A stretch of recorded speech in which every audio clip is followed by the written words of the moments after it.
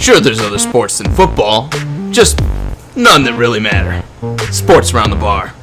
Hey guys, welcome back to Sports Around the Bar. I'm Jake, your bartender, and as always, I'm joined by Drew here on Center Stool. Drew, you know, we've already made it through our preseason preview of all these NFL teams. That was a long one, but today we're going to talk about our QB ranking system. You know, why don't you kind of take it from there, explain exactly what each rank means to us. We have a system? We have a system. Believe me, we're tracking it. Constantly power rankings, moving up and down. Not really. We just sat down and wanted to talk about it. We sat down and drank beers and complained a lot. Yeah, and I mean, there's a lot of contention with some of these picks, but basically, our quarterbacks were where we didn't want them to be. No, definitely not. Well, are they? I don't know. Guess we'll get to see. Number one quarterback is the Kansas City Chiefs quarterback. Doesn't matter who it is. No. They're number one. Of course, we're not homers like that. We're not the kind of guys that'll sit there and say, our guy's the best because I like that team. No. So what we'll do is we'll start at the top, I guess, and we'll work our way down. And we're going to start with the A ranking. You know, if your quarterback's in this group, he's elite. You have nothing to worry about. And whether he has time on his side or not, at least for the season going forward, you're like, I have literally nothing to worry about. It doesn't get better than this, right? Right. All right, Drew. Did we take the easy road out, man? Who'd we start with? Man, you know, the A-list is definitely very small in the NFL, and when you look at it and you look through the whole NFL, we even looked at some of the backups. Of course, none of the backups are A ranking for us, but the list didn't last very long, and it started with Aaron Rodgers. I mean, talk about a guy that literally means everything to his organization. He's the face of this franchise. Yeah, he didn't have as many rings as Tom Brady does, but this guy puts the ball everywhere you need it to be, and he leads his team in literally every statistic you could think of that matters. That, you know, when he wasn't there last year, they were garbage. Absolute garbage. And I think when you look at guys like Tom Brady, that when he's missed time, you know, with Jimmy G coming in, or Jacoby Brissett, or Matt Castle even, you know, the team's kind of moved on. The team has kind of succeeded without him. You look at Green Bay last year, it was some tough football, man. Like, running with Nick Hundley, it was just terrible. Yeah. Now, I mean, talking about number two, of course, it's Tom Brady trailing right behind him. And how close of a gap is this? Like, how far apart do you really see these guys? I mean, it's literally, you might be able to put a piece of paper through it. Mm-hmm. I mean, it unless Tom Brady comes out and age has finally hit him this year, which I don't see that happening, you got to have those guys literally teeter-tottering back and forth. But you got to give it to Aaron Rodgers just a little bit. But Tom Brady, what he's done in this NFL and what he's done for that organization, for the Patriots, I mean, this guy is literally the GOAT. But as far as talent, you got to give Aaron Rodgers just the edge on him. So rounding out our elite category, Drew, who you got up there? Drew Brees, man, talk about another guy that means everything to the organization and to that city. I mean, I don't even think New Orleans would even be a city anymore if it wasn't for Drew Brees. Shut it down. They probably would have. They didn't win that Super Bowl. But you talk about a guy that just flings the ball all over the place, and now he finally has a defense. He finally has a run game. It's exciting what's going down there with the Saints and seeing what they can. And it's just the pinpoint accuracy. I mean, everyone in the NFL, when you ask them who's the most accurate quarterback when it comes to that, it's always Drew Brees. Like, they even skip over Tom Brady and Aaron Rodgers. The guy can put it, when you say on a dime, I mean literally. He has the best ball control out of anyone in the NFL, and that's why he makes the last of our elite group. That's a pretty tight-knit group. I mean, right after that, we move into our B-plus ranking, which are the guys that, you know, they can ascend into that elite group. They have the chance to, but, you know, you look at them right now, and you're like, yeah, today they're not at the same level as those other guys. Who kicks it off for that group? You know, we debated this. I mean, this is really what was hard. This list became difficult at this point in time. And one thing I did want to mention about those guys that are in the league category, they're all first ballot Hall of Famers. Oh, those guys will not go through another year of waiting until they go in the NFL. As soon as 5 years is up, they will get in the NFL. But, you know, maybe this is my man crush. Maybe that's the reason why it's coming out. But that's the interesting thing. I was the one who put him ahead of you. But it was Russell Wilson. Oh, I thought you were going to say Colin Kaepernick. Okay, never mind. We'll go with Russell Wilson. I mean, you talk about number 4, and you talk about that stage that's just outside of the elite, and I think Russell Wilson does it. He's got a Super Bowl ring. And you talk about guys that, like Aaron Rodgers, have had to do a lot and carry pretty much everything on their shoulders, it's been Russell Wilson. He's stayed healthy regardless of getting hit all the time, and he's doing it with only one or two good receivers and no running game for years now, pretty much since Lynch left. He's played injured, and he keeps going out there, and health is a huge thing in the NFL. If you can't stay healthy, it doesn't matter how much talent you got. It doesn't matter. And the one thing he's proven is, hey, I might have a bum leg or a bum knee, but I'm out there playing, and I'm doing well. Exactly. It doesn't seem to matter how bad he's banged up. He's out there putting the points up, and he's always there in the fourth quarter. I mean, the guy's an absolute beast, and that's why I think he gets the fourth-rated spot in our list. Now, number 5, this one's got a bit of an asterisk next to it, but if he comes back and he's the same guy he was before he got hurt, number 5, emphatically, no doubt in my mind, is Andrew Luck, and I might have even put him at 4. The guy, again, he's in that elite category like Drew Brees, like Aaron Rodgers, like Tom Brady, where he's taken a garbage team and just turned them into a 10, 12-win team by himself. You don't see 8-game swings with just one player. No, you don't. And if he can come back to anything like he was 3 years ago, I mean, this guy is absolutely top tier, almost elite quarterback level of talent. He makes the Colts a better organization all around. Anyone talks about this guy, he's super smart, intelligent. You've got to give him a high ranking, and we give him 5. So what knocks him down the list? His health. Exactly. When you take 2 years out of the game, you can't just sit there and look at it and say, he deserves to be in the same conversation, because a lot of the NFL is just, are you available? Yeah. There's a lot of guys that, coming into the NFL, they're like, he's going to be great, and then next thing you know, he's hurt for 3 years and out of the league. So, yeah, it definitely has set Andrew Luck back in our book. Maybe at the end of the year, we're talking about him differently, either higher or lower. But for right now, he's number 5. Yeah, and we're going into number 6. We got another guy that deals with injuries. But at the same time, when he's healthy and what he's doing for organization, you got to give it to him. True, but he hasn't had the whole saga that Luck has had. I mean, we're talking, of course, about Carson Wentz. He tore his ACL, which is a major injury, but it happens, right? But it's not like Andrew Luck, where he hurts his shoulder, and then he plays hurt, and he's playing bad, and everyone's like, oh, well, it's just because he's hurt. And then next thing you know, he's good to go. We don't need surgery. Then he's out for a year, and maybe he's coming back. Maybe he's throwing. Maybe he's not. Carson Wentz, yes, he got hurt. I totally agree. He's a young guy, but things happen in the NFL, and, he's been injured, but he's going to be back this year. We know that for a fact. Andrew Luck, until a couple weeks ago, we weren't even sure he was going to play this year. Right.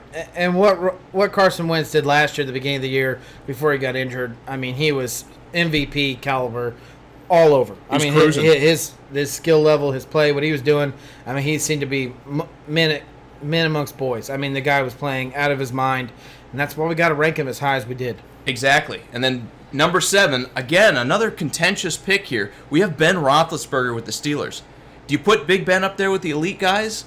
Because you're higher on him than I am. I think the ship's starting to sail on Big Ben. He's not a good road quarterback anymore. At least the last year he wasn't. I mean, and now he's starting to go through some of these injuries that are really starting to slow him down. Yeah, no, you're right. But this year there's been less talk about him wanting to retire. And if anyone's watching the preseason, the guy's just lighting it on fire. But if you sit there and you talk about the Pittsburgh Steelers, what do you say about the Steelers? When you're about to go face them, what do you say? Man, they have Antonio Brown. Man, they have Le'Veon Bell. And who's the guy that always has the ball and has to get it to him? And then also, as an asterisk, they have Ben Roethlisberger. I mean, he's still a great quarterback. He's still a guy that, obviously, as my Titans found out this week in preseason, can tear you apart. Because even though he didn't necessarily have the greatest game in the world, just going up against him, every time he throws it, you're like, oh, crap. Mm-hmm. Especially when you're on defense, you're like, uh-oh. And this might be one of those players where you got to give him the edge because he's got the talent around him that's better. I mean, but the thing is, that's where he plays. You can't sit there and fight against that. That's just life. That's what it is. And when you can have a team that's scary and everyone has to focus on your offense and you run it, it makes you a better player. And he's made players careers. Like, look at Mike Wallace. I mean, if he doesn't have those years with Big Ben, he might not still be in the NFL, but he's gone through 2 big contracts simply because he had that success with the Steelers. So Big Ben still can, I think, make a lot of things happen. He's a guy you definitely want in your corner, but he's not as elite as he was. I think the window's starting to close on him. Well, you probably look him at 4 or 5 about a couple years ago, but that's why he's all the way down to 7. Yep. And other guys that have kind of risen and are now kind of pushing that top tier, we're going to start off with Matt Ryan at number 8. We kind of weren't sure which way we go, 8 or 9 here, but we settled on Matt Ryan for the sheer fact of he's had the postseason success. He's gotten his team to the Super Bowl, and he's been able to do it with, yes, he's had Julio Jones, but, you can only play with who's on your team. Exactly the same argument as Roethlisberger. Yeah, And obviously, we didn't go money bound because this is the highest played player in the NFL. And we just, when you look at it, you kind of want to give him the edge over Ben, but the Falcons have a good defense. Their defense last year was stout. They're probably going to have another good one this year. And I'm not a big guy for arguing about championships, but Ben has two things that Matt Ryan doesn't. Super Bowl wins. And, I mean, you talk about coming close. He's come about as close as anyone has. But at the end of the day, they're not going to remember. They're just going to sit there and say, did you win? And to this point, Matt Ryan has not. That's why I think he's still on that outside looking in of that elite category. At number 9, this is your boy. This is the guy that you fought to get up here. Go ahead. Well, again, we have Matt Stafford with the Lions. You talk about bad teams. He's played with some bad teams. Yes, he's had Calvin Johnson, who retired, and arguably the guy got better. Yeah. And he did it with guys that were just mid-range receivers. Golden Tate wasn't that elite before he got there. Neither was Marvin Jones, for sure. I mean, they barely used him in Cincinnati. So he's taken and there's zero run game around him. Exactly. And his offensive line's never that great. I mean, and the defense isn't very good. Everything stacks up against him, and the reason Detroit has been anywhere for the past 10 years or 7 or however long he's been in the NFL, I think we're on 7 or 8, I mean, it has been totally on his shoulders. Yeah, no, absolutely. This guy has proven in and out that he belongs among the top tier of the NFL in quarterbacks, and if he had any team around him like Ben does or Matt Ryan does, you would literally throw him way higher up there. But unfortunately, he plays for the Lions. I mean, no against the Lions, but it is what it is. You got to have him down there around 9. And that's the thing. I mean, all these elite quarterbacks, there's a lot of age up there, and there's a lot of injury history with some of them too. So, that window 3-4 years from now, he might be up at the top of this list simply because everybody else is gone. Yep. All right, number 10, Drew's favorite quarterback in the NFL, rounding out our B-plus category that's just outside that elite range, Phillip Rivers of the Chargers. Well, take us away, man. What makes him so great? Well, you throw the ball 70 times a game, you hopefully hit somebody at some point in time that's open and can catch the ball. But he hits everybody. But no, it's true. I mean, talk about a guy that's played for crappy teams. Talk about a guy that just his organization is down on its luck. Seems to never be able to end a season remotely healthy or even start a season remotely healthy. And he seems to prove it year in and year out. For him, though, it's always been the fact of his poise. It's always been the fact of how he goes out there and plays the game. And he just seems like, I don't care that my team sucks. I don't care that I don't have my starters. I'm still an elite player, and this is what I'm going to do. And he proves it year in and year out, even with his 8-8 teams or his 6-10 teams. He always proves he belongs to be in a Pro Bowl game, or exactly. He's always right there, and he's always making it happen. And like deserves Russell Wilson, to be there. Exactly, and like Russell Wilson, he's always available. The guy's played through torn ACLs. How many quarterbacks played through a torn ACL? Not too many of them. The guy's literally hard as nails. He's the Iron Man in the NFL, in my opinion. And I think that's why he's still in that just outside elite category. Now, we're going to actually move into another group. We're going to call it our B category. If they had to give him a grade, we give him a B. And that is, maybe not quite on the edge of being elite, but they have promise. They could move into that role someday. And it starts out, in my opinion, with Kirk Cousins. The guy is an absolute, destroyer when it comes to stats. He just hasn't really had that team around him to really make an impact. Are we going to talk about him different after this year in Minnesota? Very possibly. But at least till now, stats haven't been enough for him, right? Right. No, and with Kirk Cousins and what he's done with his career is he's just proved himself year in and year out. He's sit there and said, don't give me a big contract. I'll play off a franchise tag, and I'll prove you all wrong. And now he's finally gone to a team that has all the talent around it. And he I think when we do this list next year, we're talking top 10 here if everything comes out the way it should. We might be talking top 5. If he goes out there and lights it up, we might be like, he's arrived. I mean, I could certainly see it. It's a possibility. I mean, this guy's definitely has every chance and possibility to do well this year, and it's yet to be seen. But I agree with you. He is right there on the cusp of being almost elite. The sky's the limit, and it's only up from here. Speaking of that, moving down the list to number 12, your second favorite guy, Jimmy G. Yeah. When you've won 7 games and lost 0, you're showing promise. You make everyone around you who literally had no career before you look better or look like they deserve to play in the NFL. I think Pierre Garçon would have something to say about that, but everyone else, you're pretty much right. He didn't play with Pierre Garçon. True, but you can only. They tried, right? They tried. They brought in Pierre Garçon, 1,000-yard receiver the year before. This will be a very prove-it year for Garoppolo. There's a lot of hype around him, and there's a lot of naysayers. But until he proves me wrong, I will always fight for this guy, and he deserves to be right there on that cusp of almost elite. He's got a lot to gain, but I think he has less to gain than Kirk Cousins simply because the rest of his team isn't as solid. So I don't think he'll necessarily put up the numbers Cousins is likely to, and I don't think he's necessarily going to win the games Cousins is. So maybe that'll impact our opinion of him a little bit. But I think team needs to be put into perspective here. Remember, this team is not that far removed from being terrible. And they have building to do before they're back to that elite status. Maybe 2 or 3 years from now, we're talking about Jimmy G at the top, but he's certainly in the mid-range B grade for us because he has that mobility. 13, a guy that maybe the Chiefs should have hung on to, Alex Smith out there in Washington.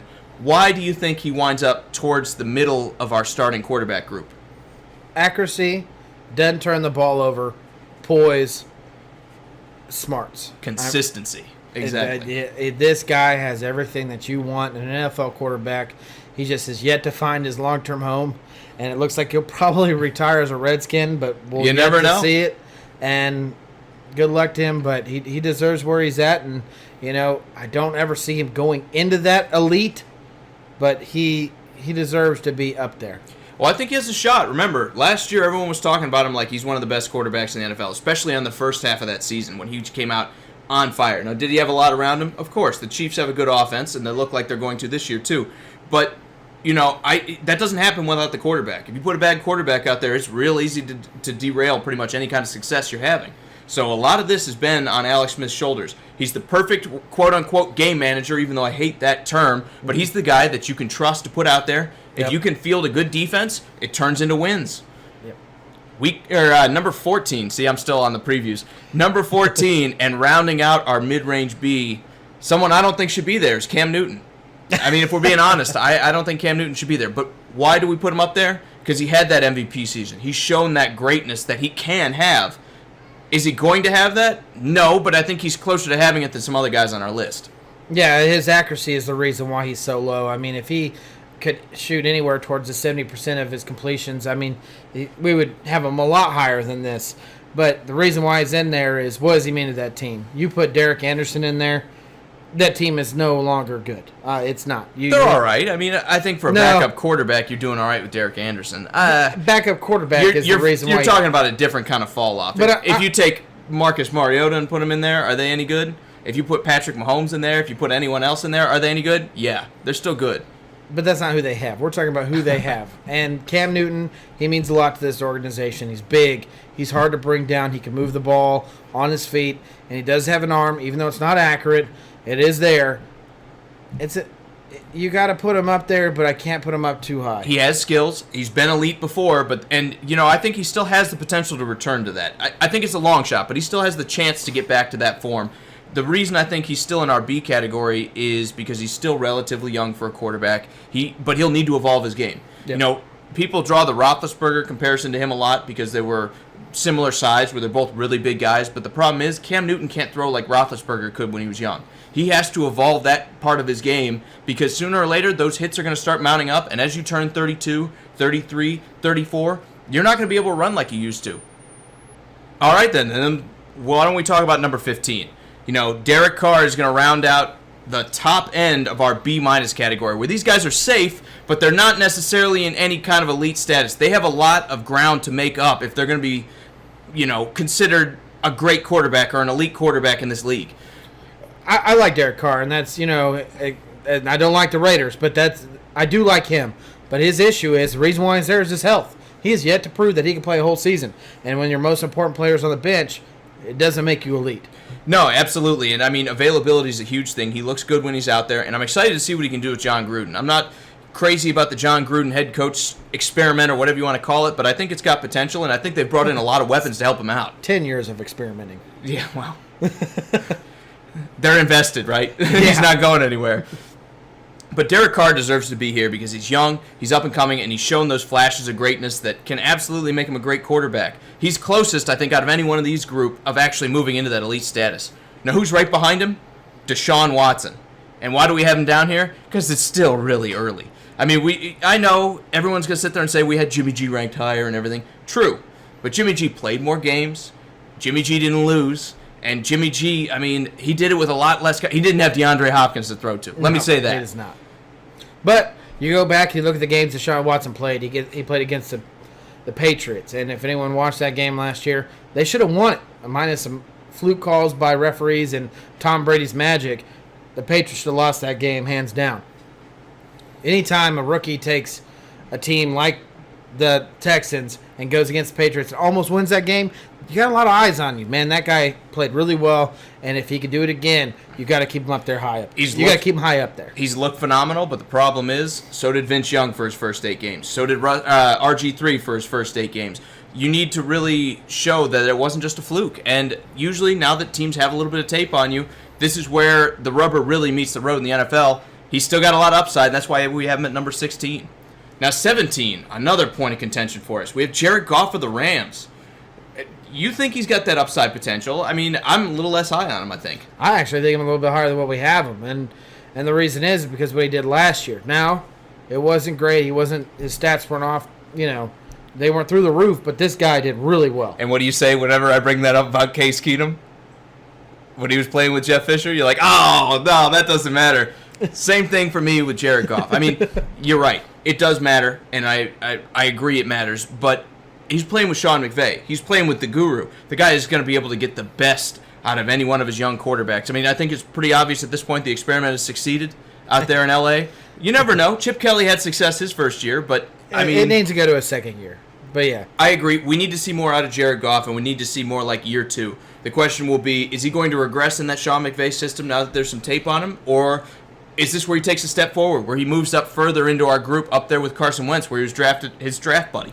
Well, I don't wish this upon anybody, but if Todd Gurley wasn't playing the way he did last year, would we have Jared Goff numbers like we did? That is a question. These elite quarterbacks, these people that are above him, we're talking about people that didn't have run games around them. We didn't have people that didn't have these number one runners behind him, and that makes a difference. And that's it does. If we're talking about just quarterback skills, we're talking about just what a quarterback does. If you don't have a run game that's behind you and you don't do well, then you take a step back on this list. You can, but let's look at another case study that's very similar. Blake Bortles. Nobody talks about Blake Bortles like Jared Goff, even though his run game last year was that great. We'll talk about it. Oh, yeah, we're going to talk about him. But before we get into that, I mean, I think the running game is important. It's good to have, but it doesn't necessarily define an elite quarterback. There have been guys like Phillip Rivers and Matt Stafford who've got the job done without it. The question is Jared Goff going to be one of those guys eventually where you're like, okay, Jared, we can lean on you every week? I don't think so. He's got potential to be, but he's further behind than Derek Carr. And that's why we have him at 17, even though he did well. We need to see it again. I agree. Now at 18, another guy that, Mr. Disappearing Act, Nick Foles. I mean, he goes from having that great year with the Eagles where he was 27 touchdowns and 2 interceptions, disappears for a couple years. Nobody seems to want this guy. Goes out to Kansas City, backs him up for a little while, and next thing you know, he's the Super Bowl MVP. He wins the first one for the Philadelphia Eagles ever. I mean, we don't normally put backup quarterbacks on these lists, but how do you leave a guy like this out? No, you can't leave him out. And it's weird if you think about it, him being a backup, and you got 14 other teams that have yet to have their quarterback named, and then a backup goes in first. But you got to give it to him. I mean, this guy has, yes, he's black and white, on and off. But when you throw 6 touchdowns in a game, or you win a Super Bowl championship, you got to talk about this guy. I think he's shown when you get great players around him and put him in the right scheme, the guy can succeed. He has that long shot potential to be elite. If he gets into a good spot, like let's say Tom Brady retires and the Patriots sign him, we could be talking about him like Tom Brady. It's not beyond the realm of possibility, right? No, it's not. He could have another 27-2. Now behind him and ahead of my guy, Patrick Mahomes at 19. But I agree. I mean, wholeheartedly, I agree with this. And this is not just me being a Titans homer. This is not me capitulating to the Chiefs fan here. I really do believe, I think the star is brighter for Patrick Mahomes. And the reason I believe that is because just what we've heard about him. We haven't seen anything, obviously. And that's what has him this far down the list. But we've heard great things out of the coaching staff. They believe in him, and they believed in him enough to take a guy like Alex Smith and trade him coming off a Pro Bowl caliber season, they were like, we know this guy can do it. Arguably an MVP season, too. Yeah, I mean, he played his best ball he's ever played for Kansas City, and we traded him afterwards.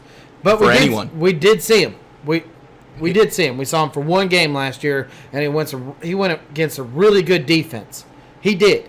He went against the Denver Broncos and Talib and Chris Harris and Von Miller, and he played against them. And not only did he play against them, he beat them. Yeah, and yes, he threw a pick. Yes, he didn't throw no touchdowns. But we're talking about a rookie that haven't played all year long. You're talking about seasoned veterans that had a whole season underneath them. And this guy went out and balled and did really well. Now we're talking about the offseason now. He's kind of off and on with him. You see the big 69-yard bomb to Hill, and then you see kind of the dump-off passes that look like garbage. But we are talking about what this guy can be for this organization, what he can do in this offense and the weapons he has. You have to put him high on this list. I agree, and I think I just throw out the entire preseason. You don't ever see any real game plan. It's not real defenses. It's not real offenses. I don't even worry about it. I mean, it's not how much he does in the preseason. It's all about the hype I hear behind the scenes. And it's the show of faith that Andy Reid and company have put in him by trading away a great quarterback and saying, you got it, kid. It's on you. Now, number 20, dragging up behind him, is Marcus Mariota. And he is at the bottom of our chance to be elite or safe, but just on the edge of that. And we have Marcus Mariota there. And I think that's fair. I mean, I think if you watch the Steelers game, the guy, to me, he's off and on. He's had that second year, he's made great plays. He's had a great year, but then there's other times where the guy just shuts off, and he's not very good. I mean, he misses open passes at times. He gets out of rhythm. And sure, everyone's going to be like, he's traded offenses and everything, but the guy needs to do better. This is year 4, and if you come out of this one not doing very well, then maybe it's time to sit there and consider getting a new quarterback. And that's why we have him on the edge of that safe group. You nailed it. Year 4 with 4 coordinators as his offensive coordinator. This guy needs consistency around him. And this year, it's all about what you can do. You don't have the greatest wide receiver core around you. But they're pretty deep. I mean, Rashard Matthews isn't a bad receiver. Corey Davis is a first-round pick. Taywan Taylor's a really good slot receiver. And Tajay Sharp was highly touted when we drafted him. He has Delaney Walker as a tight end. That's not an excuse for None me. of those guys are Pro Bowlers. Delaney Walker's a Pro Bowler. Okay, I'll take that back. Yeah. None of the wide receivers are Pro Bowlers. And you talk about the running game supporting him. No one runs the ball like the Titans. None of those guys would go anywhere to like any of these other teams that we put above them and be a number 1 receiver. That's the issue. I hope Corey Davis does. With him being but first we're round talking pick. about something that isn't yet to happen with a receiver. We're talking about right now, this guy doesn't have the weapons that everyone else has. I'm just not buying the depth. So I'm not buying the depth. It's I'm really all not. about can he prove it, and it's time to prove it right now. And if he doesn't prove it this year, he falls lower, and he is no longer a top 20 quarterback. I just don't buy the depth. I mean, you look at Jared Goff. Would you take Robert Woods and exactly nobody else? Sammy Watkins for no catches over all those weapons I listed. That's what I'm saying is Jared Goff made those people look better than what they really are. I would take the Titans over what Cam Newton has. I mean, it's not an excuse for me. I'm a Titans fan. That excuse is out the window. That was there the first couple of years. Mariota's been there, but that's gone. We've invested in the offense. We've done it for 2 years now, and we have on paper a really good offense. Now it's on you. This is where you show that investment was worth it. Otherwise, we're going to get somebody else. I think we're talking about the exact same thing. We just think differently of the wide receivers. I agree, but I mean they've invested in this offense. They've paid the receivers. They've spent high draft picks on them. It's time to show up. It really is. It's time to put up or shut up. And I like Marcus. I think he's a great person, but great people don't make great NFL quarterbacks all the time. Sometimes you need to just get it done, and this is the time. I agree. Moving on, number 21, we have leading off our C+ category, which are guys that they're a little bit on the hot seat, right? I mean, they're starting to feel a little bit of threat. They're safer than some others, but you really don't want to go out there and bomb this season because that could be it for you. Yeah, no, it's kind of like the shut up and put up scenario here. Exactly. And who leads off that group? Your boy. My boy, and I put him here. Case I totally Keenum. agree. Why? Because they signed him to a 2-year contract. That is totally if you don't do well this year, we'll eat the cap hit and cut you next. You aren't his guy. He lied to you. But for all realness, I really hope the guy does work out. I'm not a Broncos fan. I like to see people succeed in the NFL. And if he can go there and he can make that team elite and make that team better, he deserves it. He's a great guy. You know, the question is Is it the defense that's going to carry that team again, or is it the quarterback? Because to be an elite quarterback, to be those top tier, to be the people that have a safe job and don't have to worry about the next person coming up, that's you making that team better. Can he do it? To me, it's questionable. I think he has a shot, and I think that's why he leads off the C pluses. Do I think he's going to be elite? Now we're really talking about long shots. Like this is not something I'd go put money down on Vegas of him being the next Aaron Rodgers, the next Tom Brady. But I think he also has what it takes to lead a team to deep into the playoffs. We saw that he had it where in Minnesota, if you put the complete team around him, he can make it happen. And Denver is not necessarily as close as Minnesota, but they're still in the realm. Yeah, they have a defense still. They have a couple receivers that I like a lot more than him, but they're still good. 30 and up, but yeah. And they just drafted, hopefully, the greatest running back in the history of the NFL, Royce Freeman, who's on my fantasy team. But, the guy's got promise, and I think that's what puts him ahead of some of these guys on this list. Drew, as a fellow Ginger, who follows up behind him, man? And we battled with this, and maybe these next two guys after him would probably be above him, but we did Andy Dalton. The Red Rifle. the Red Rocket. Oh man, but I mean, this is the question. Like, where do you put a guy like Andy Dalton? Because he, at times, you're like, okay, he's all right. He's good enough to be your starting quarterback, but he's not good enough not to replace. Exactly. He's too he's too good to replace because you're like, who are we going to get that's better than Andy Dalton? But he's not good enough to win you anything. So you're stuck in this limbo forever. Yeah, maybe when AJ Green moves on, you can actually see the true Andy Dalton. Maybe he won't throw, 50, 60% of his passes that direction. But let's flip it up. Let's take it to the flip side. I mean, we talk about Andy Dalton relying on AJ Green, sure, but what else have they done to really support him? I mean, John Ross doesn't really seem like he's an elite player. I mean, they have their tight end who's constantly hurt, whose name I can't seem to remember. Eifert, exactly. He's constantly in and out. What have they done? His offensive line has fallen off in the past couple of years, and that's really where they've started to take their hits. That will go back to my whole point is it does not matter what's around you. If you're an elite quarterback, a good quarterback that does not worry about his job, he takes anything that's around him and he makes it better because that's how he is, and he is just that much of a better player. I will buy that. I think he's not in that elite group. Andy Dalton is not there. Does not make you better. And it won't happen until I think AJ Green is gone. Number 23. If there's a chance. Number 23, trailing right behind him, a considerably younger guy. We have Dak Prescott. Now, the Cowboys are invested in him. They think he can do some good things this year, but Dez Bryant's gone. Jason Witten's gone. That's like 50% of his targets from last year.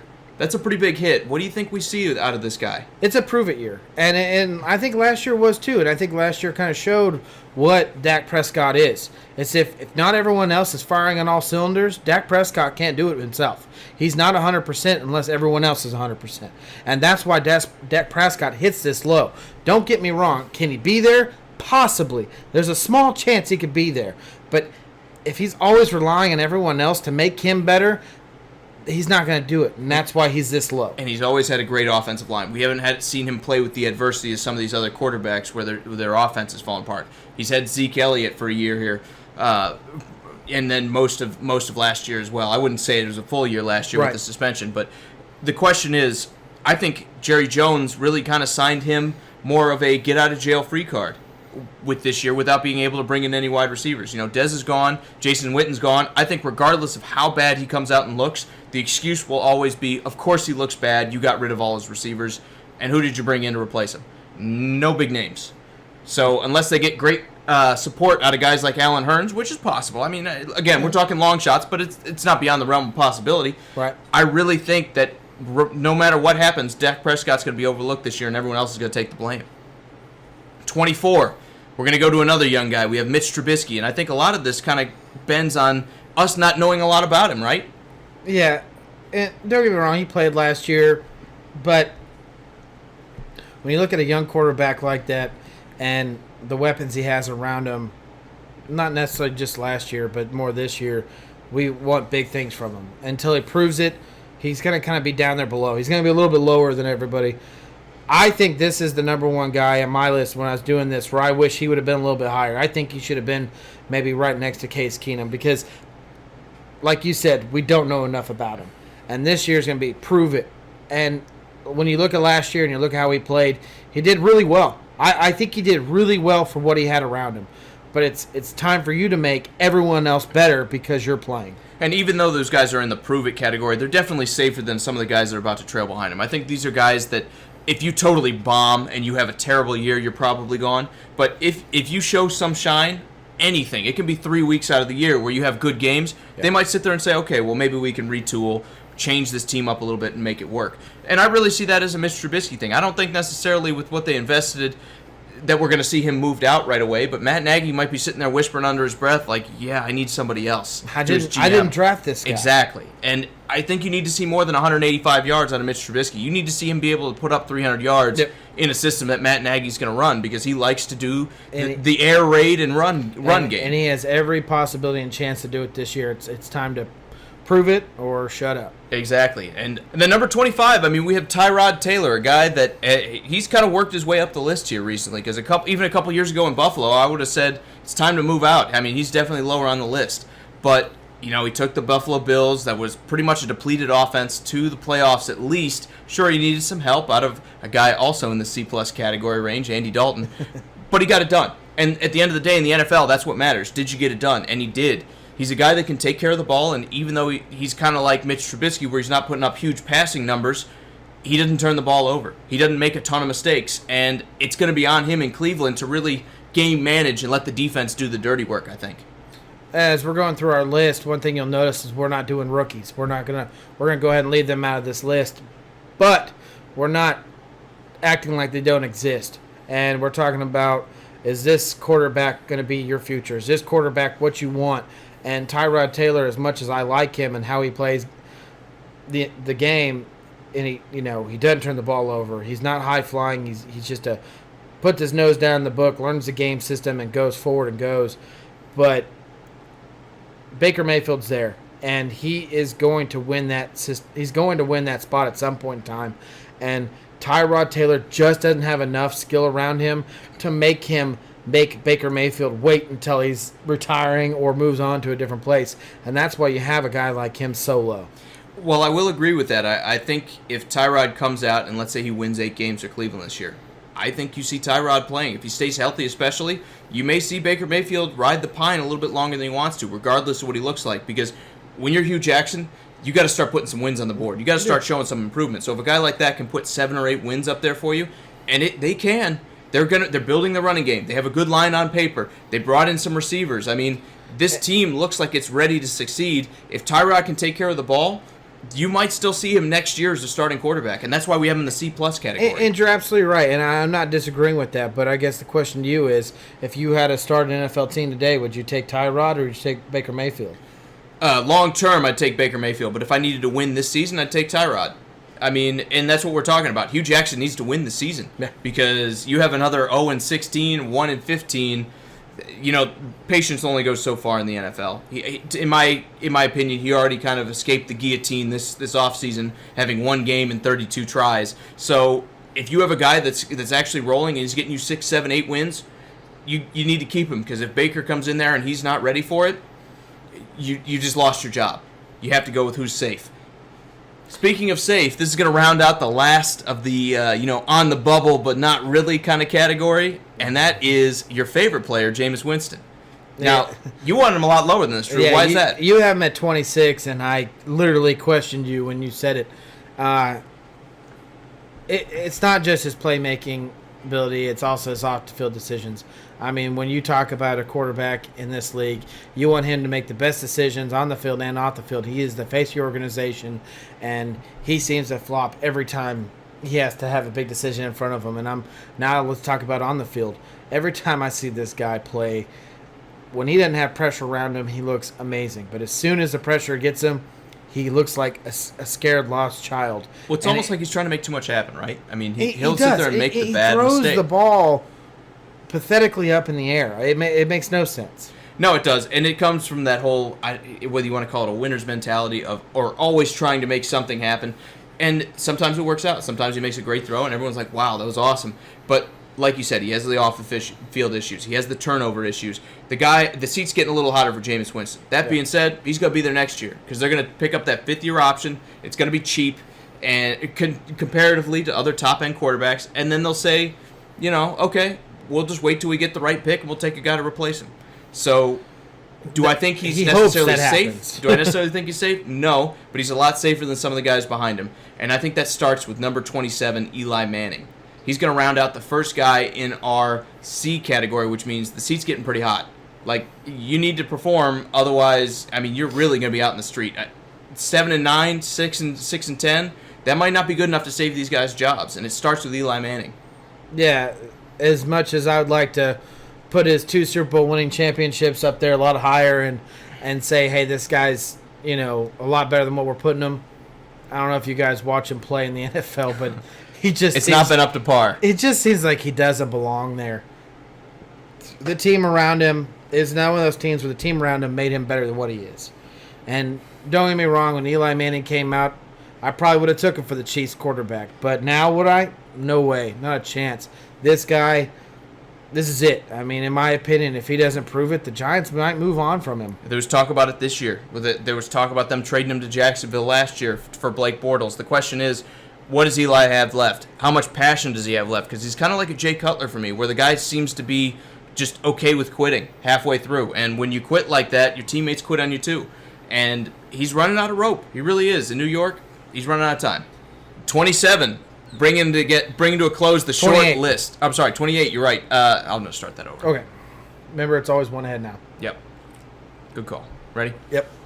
28, bringing out the short list in the C category, which are guys that might be okay if they have a great year, but probably won't if they don't, is Ryan Tannehill, in my opinion. I think the Dolphins are just waiting for that big implosion this year that's already coming by paying guys like Danny Amendola being your premier signing, that as soon as they have the bad year, they're going to go out there and they're going to replace their quarterback. They're going to go take one of the top guys this year coming up instead of last. And maybe the reason he's as low as he is because he couldn't stay healthy last year. Because you talked about him 3 years ago. The guy had a great season. He looked really good. Brought the Dolphins to the playoffs. Looked like he was going to turn it around. But he got hurt. That was a long time ago in NFL years. But he got hurt. And what's around him is not good.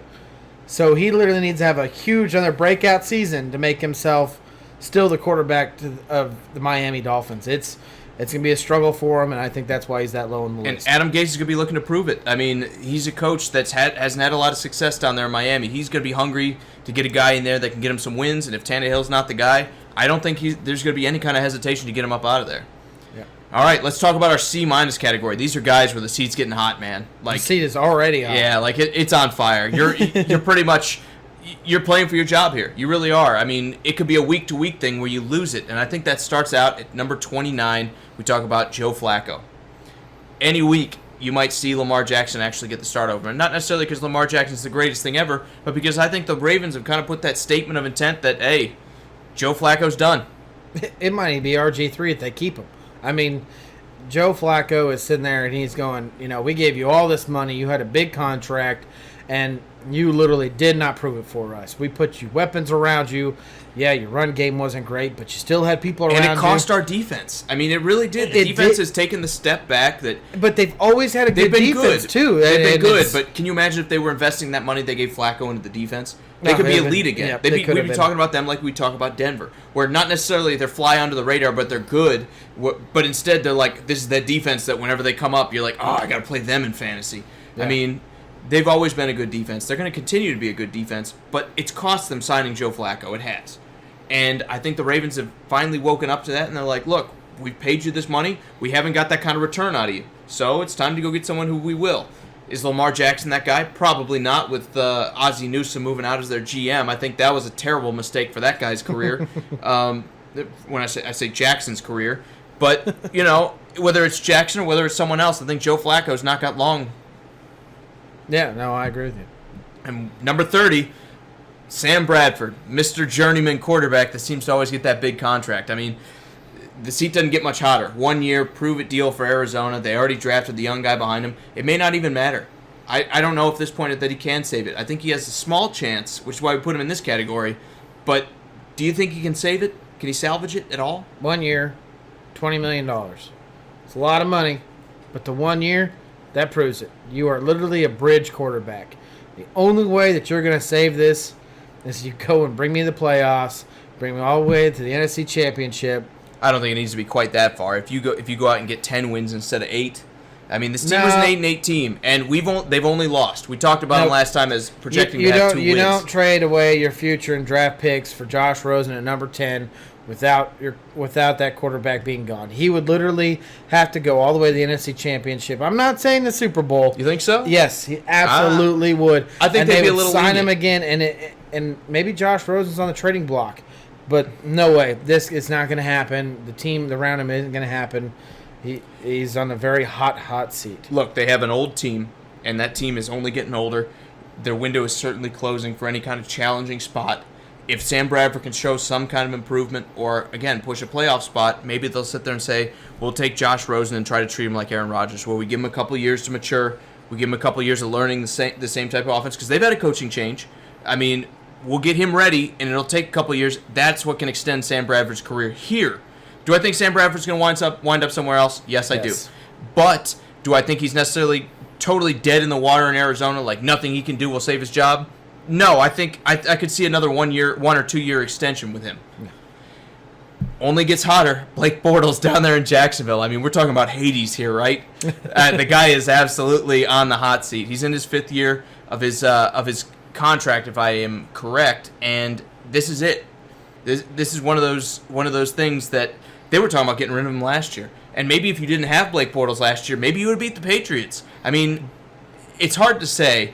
Again, what if doesn't exist in the NFL and in life or the NFL, but Blake Bortles has got to be running out of chances. He's got to sit there and show that you get the best of him more consistently. This is another one of those players where if you aren't winning and you're not putting us where we want to be, we're going to replace you. It's like a Sam Bradford scenario. Yeah, the man got paid just like Sam, but you need to win it. And if you're not winning it, we're going to move on without you because you are a weak point.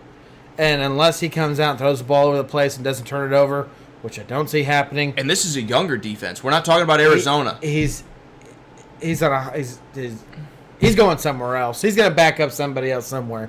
Well, my thing is they're probably looking at it like we have a younger defense. We can take a young quarterback now, take that step back, and then maybe in 2 or 3 years, the window won't be closed in that defense. We can still be elite, and then we'll have another quarterback who's better suited to get us to the Super Bowl. So they may play the patient game here and just get rid of Blake Bortles. I think the only reason he's stuck around is because they're like, we don't have the capital to get one of these quarterbacks. There's too many teams. We did too well last year to go replace him, so that's what you wound up with.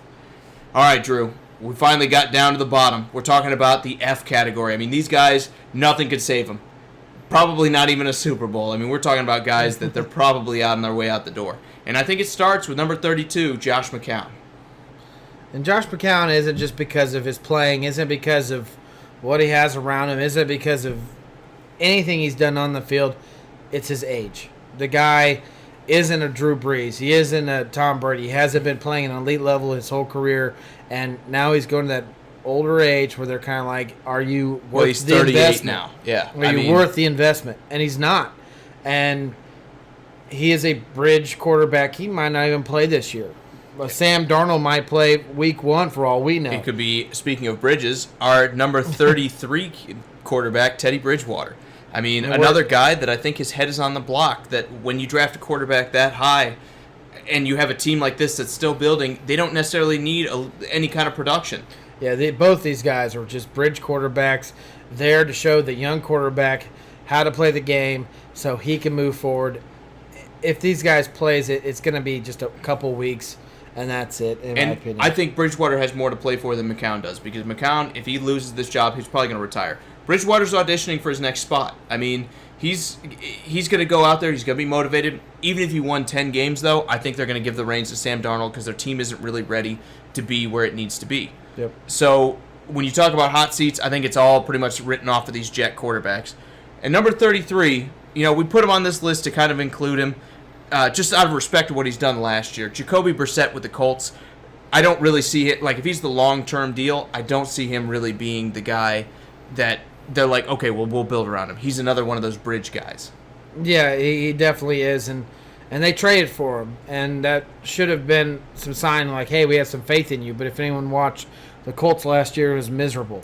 And it's not like they're going into it like he's not going to be on our team, but he's probably looking to take a backup role. When we talk about him being on a hot seat, his days as a starter there, they're probably over. Even if Andrew Luck never plays another down of football, you go through this year, they're going to go get somebody else. They're not going to be like, let's see what Jacoby can do. They're going to go get somebody else. He's already proved it, and like we said, the only reason we put him on there is because of how many games he played last year as a starter. You kind of have to consider him a starter, but he's already lost his job, and he's definitely down there in the F group. And rounding out our list, we won't keep you too much longer. We can go on about this for a while, but we're going to go with pretty much every Bills quarterback, but that takes the name of A.J. McCarron. I mean, A.J. McCarron, Nathan Peterman, pretty much everyone's dead men walking when it comes to starting jobs. I really don't think Buffalo's going to keep any of these guys, especially when you're a guy like McCarron, that you've been in the league 4 or 5 years now. You haven't really ever won a job, and everyone's like he was behind Andy Dalton. But we've talked about it. Andy Dalton was a replaceable man, especially these past couple years. If you were going to take that job, you missed your window. If you were good, or if you were an elite, or if you deserved to be up in that B-plus category, you would have already done it. But you didn't do it. And why now are you going to beat out a young man that the Bills have traded off draft picks to get, and they're planning that's our future? A.J. McCarron, you are looking for a new job. You are no longer in the Bills organization. In my opinion, this year you'll be there, but after that you're out the door. And this is the acquirement in the offseason. They didn't get Kirk Cousins. They didn't get Sam Bradford. So you have to bring somebody in. It was A.J. McCarron. Yeah. Well, all right, guys, that's going to round out our list. Who do you think is going to be that next stage elite quarterback? Let us know in the comments below. We always love hearing from you guys. Yeah, let us know who's at the very bottom. Maybe it's not A.J. McCarron. Maybe it's somebody else. Let us know. I think it's Jameis Winston. That's just because I don't like the guy. But, let us know. We want to hear from you. Give us a comment. We'll reach out to you. We love talking to you. Yep. Well, all right, guys, that's going to round out our quarterback list and how dangerous they are to actually losing their jobs, how close it's getting. So, as always, we appreciate everything you do. Do us a favor, throw a like and a share on this video. Help us beat Facebook's algorithm and spread this around a little bit. And we love hearing from you. Join the conversation. Let us know your thoughts. Who's the next up-and-comer? And we love hearing from you guys. We'll see you next time. See ya. It's sports around the bar coming at you. Your bartender Jacob and center still Drew. Hurry up, it's time to go. Crack one open and enjoy the show. Enjoy the show. Enjoy the show. Enjoy the show. Enjoy the show.